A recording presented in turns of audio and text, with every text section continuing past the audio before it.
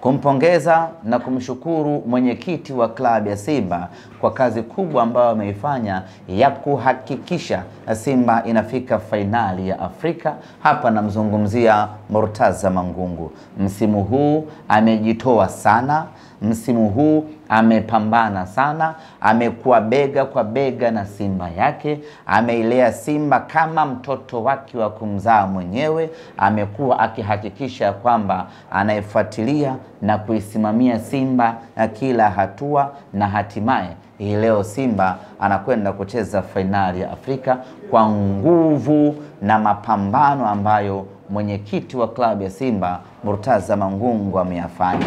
Yeye kwa kushirikiana na wajumbe wengine wa bodi ya wakurugenzi ya Simba Sports Club wamefanya kazi kubwa kuipeleka Simba hatua ya fainali.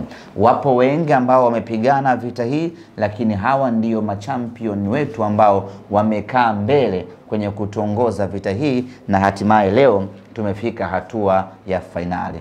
Nimesema niyaseme hayo ili tutambue mchango mkubwa ambao wa viongozi wetu wameifanya hadi kuifikisha Simba hapa tulikofika.